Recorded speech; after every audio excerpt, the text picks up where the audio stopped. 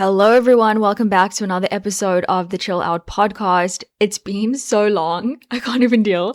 I literally had to take a bit of time off just to sort of like reset in my own life and just kind of, just do more things that don't require productivity and forcing myself to do things that I don't really want to do. Okay. And I'm not talking about the podcast because I love doing podcasting, but I think that for so long, I've just been on go, go, go, go, go. And I just needed a second just to like take a breather, go inward and just try and feel like myself again. So yeah, I'm back. I actually kind of forgot how to podcast, which is so embarrassing. I'm just kidding, but I'm so excited to be back and hanging out with you guys. And it's currently raining today, like really raining. Okay, I'm sitting on my bed right now and it is pouring outside and I love it. It's so cozy and all of that. But yeah, let's just get into this episode. I've missed you guys so much. You have no idea. So this episode is inspired by the fact that recently, I actually decided to quit coffee. Quit coffee. And I didn't realize how much I actually needed this until I really did it and started to feel how amazing I did feel afterwards, which is crazy. So let me just give you a little bit of a backstory here, okay? I recently started feeling major anxiety and like low-key panic when I drive. And it happens every single time when I'm driving on like a busy road. I almost feel like really claustrophobic in the car. And it becomes so overwhelming. I've literally driven before right towards this place that I was meant to meet my friend at.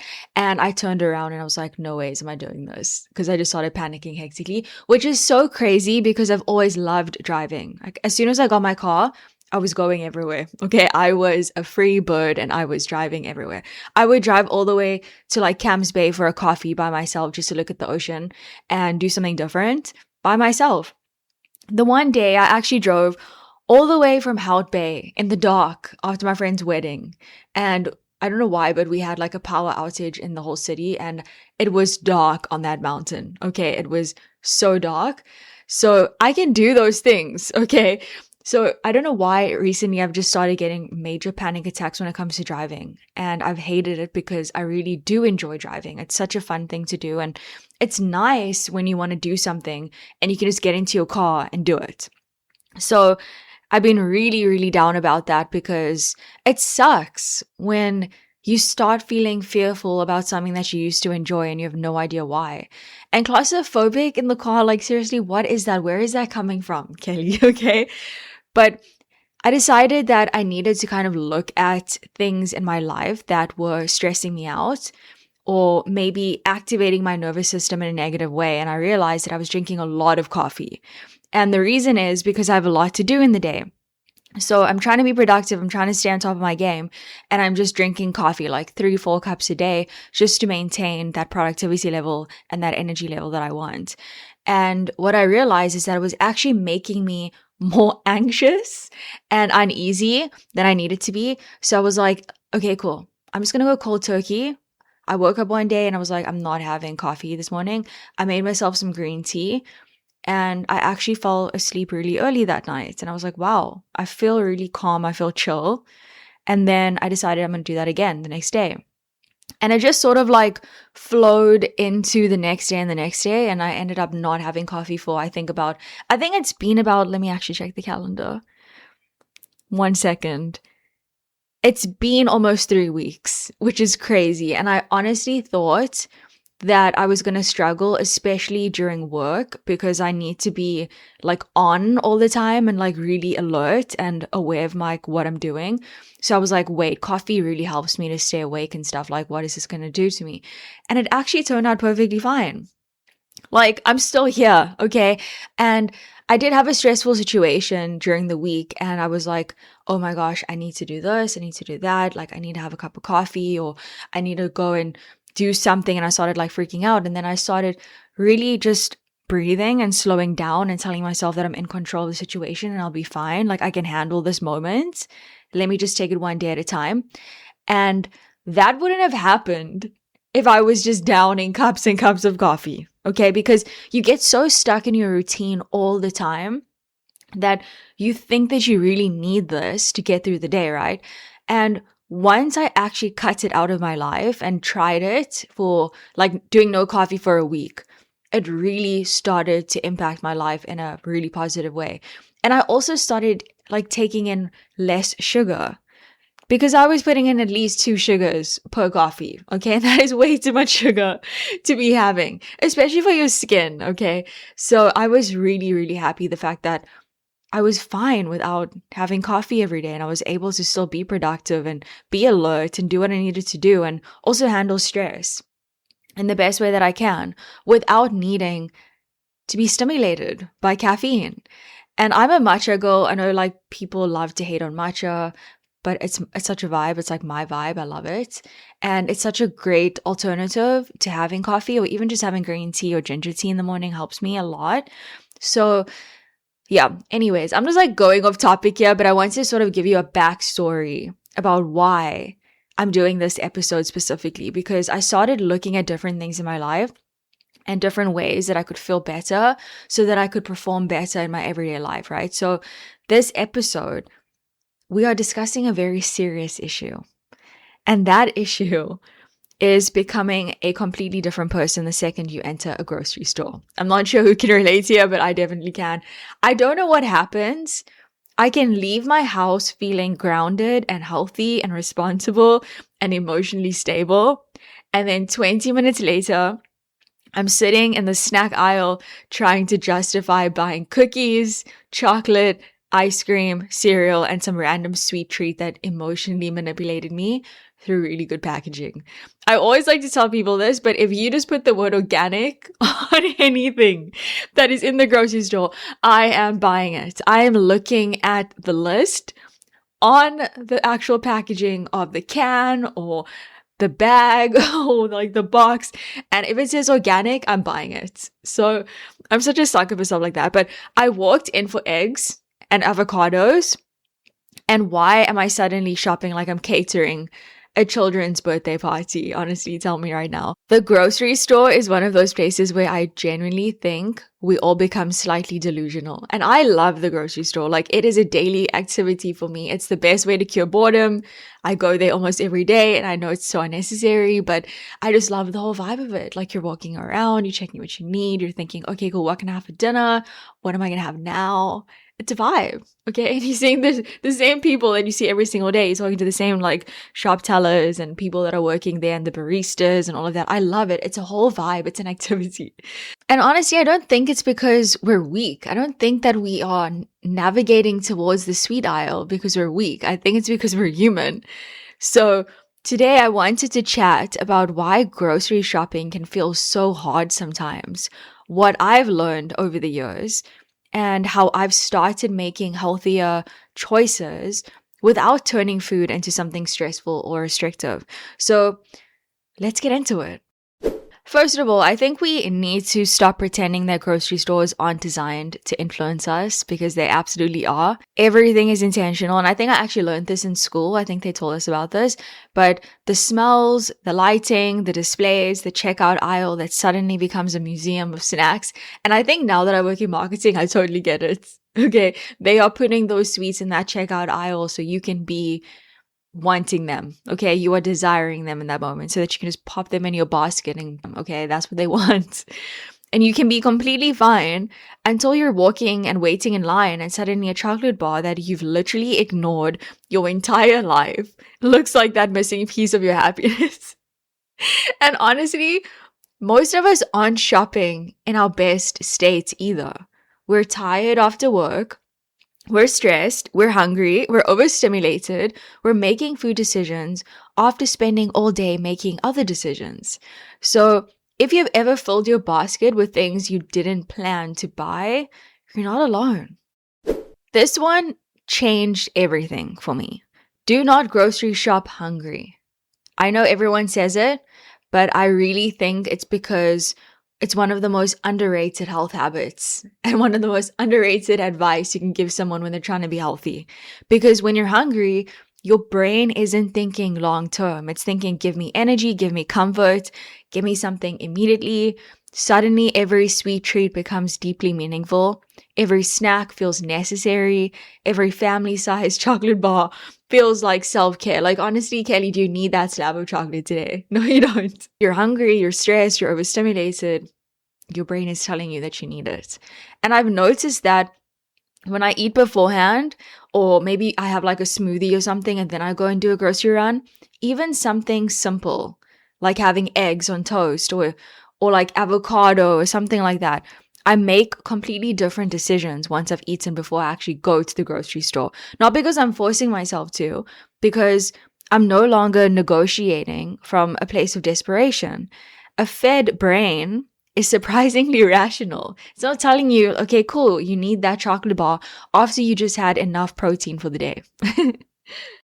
Another thing I've learned is that buying healthy food you secretly hate is a terrible strategy. I used to do this all the time. I'd buy all the foods that I thought I should eat, then I would go home, then I'd stare at them, then I'd somehow end up eating snacks instead, because deep down, I didn't actually want what I bought. And I think this is where a lot of wellness advice misses the mark, because healthy eating should still feel enjoyable.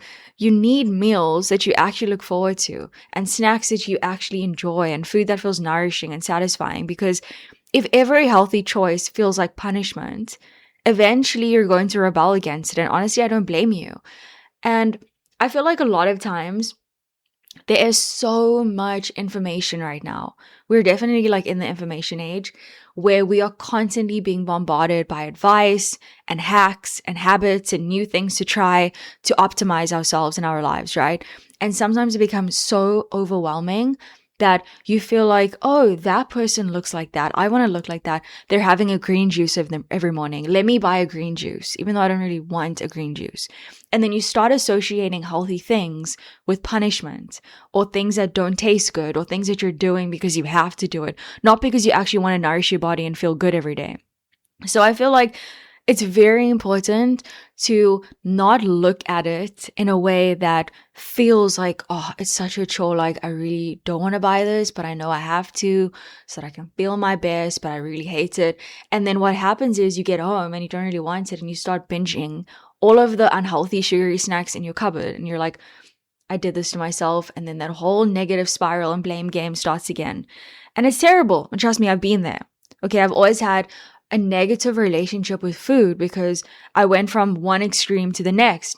I would either binge or I would really restrict myself, and it's terrible. And it's a never ending cycle, and it's not a good way to live life. So know what is good for you and don't look at something healthy as punishment or something that you have to have because you're like forcing yourself to fit into this like societal pressure of looking a certain way. Do something because you know this is going to help with your brain cognitive function, or you know this is going to help you to be more productive every day or have more energy and have a better mood every day and all of that type of stuff. And then choose things that actually taste good to you and things that you actually look forward to making, not things that you are constantly being bombarded by that don't even apply to you. Don't really chat about enough is the fact that there is so much information out there. It's become so overwhelming to follow everything.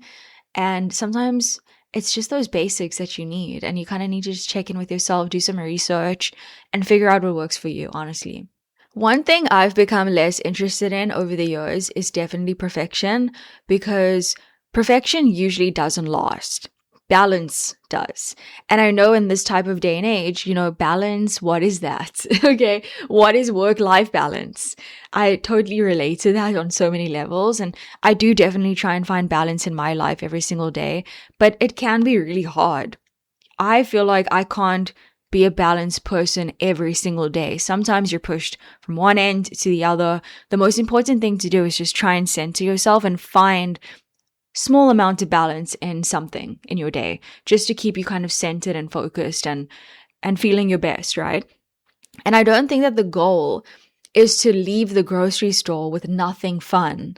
I don't think the healthiest person in the world is the person who is terrified of buying chocolate. I actually think intentional treats are part of balance.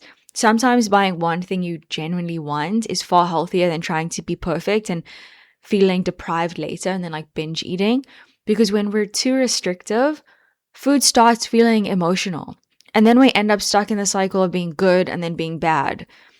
And what I found is that when I allow myself flexibility, food takes up less mental space. I mean, last night I was literally battling with myself internally. I'm like, Kelly, you don't need those cookies. You do not need those cookies with your matcha tonight. And then I was like, you know what? I had a really good day. Okay. I was very productive. I completed what I need to do. I'm relaxing now. I'm watching my favorite show and I want to have some cookies with my matcha. Okay. And I had them. And I didn't force myself or guilt myself or tell myself that, oh my gosh, you're so bad for having that. No, I enjoyed it and I had it in the moment. But that doesn't mean that tomorrow morning I'm going to wake up and go to McDonald's and just like splurge on whatever. So it's important to have some balance and not restrict yourself to the point of really putting yourself down and like guilt tripping yourself because you had a cookie or a chocolate or an ice cream. Okay, live a little. Okay, that's the whole point of life, is having a little bit of balance. And I feel like that's such good balance to have, especially in a world where it's really one extreme or the next. You either have to be really healthy and optimized, or you are super unhealthy and you need help. Okay, I think it's good to have some balance where you're in the middle, where you can be very healthy and intentional about what you're putting into your body because you want to feel good for yourself. But then, you know what? You want to treat yourself and have an ice cream. Like, have that McFlurry if that is what you want on a Sunday, okay? Treat yourself and don't be too hard on yourself when it comes to food, because I think that's where we start slipping up and we start, intentionally buying the wrong things because now we're punishing ourselves for making the wrong decision. I think the biggest shift for me has been realizing that healthy eating isn't really about discipline. It's about creating an environment that supports the version of you that you're actually trying to become, and having foods in your house that make you feel good, keeping meals simple, buying things you'll actually eat, making choices from a place of awareness instead of impulse, and giving yourself grace when you occasionally come home with a completely unnecessary snack, because you're human, you're not a robot. So if you're someone who on a regular basis enters the grocery store with good intentions and exits with 17 unexpected items, welcome. Okay, you're among some friends here. And if there's one thing that I hope you take away from this episode, it's that healthy eating doesn't have to be extreme. It doesn't have to feel like punishment. It doesn't have to be all or nothing. Sometimes it's simply eating before you shop, buying foods you actually enjoy, planning a little bit, and remembering that one sweet treat isn't going to undo your entire life and all of your healthy choices that you've made. Progress over perfection. So I chat about intentional living and I share a lot of wellness hacks and habits that are realistic and relatable to everyday people on my blog, The Ward Method. So I have inserted the link in the description. Definitely check it out. I do write blog posts every Wednesday and Friday, and they're super interesting. They're just things that I've tried myself, any advice that I've learned, and yeah, just some really cool like habits that you can actually incorporate into your life that's not overwhelming, that is actually helpful, and it's things that you can actually apply to your own individual life and you can kind of see if it works for you or not. So thanks so much for listening, and I'll chat to you in the next episode. Have an amazing day, guys, and have the best week. Bye.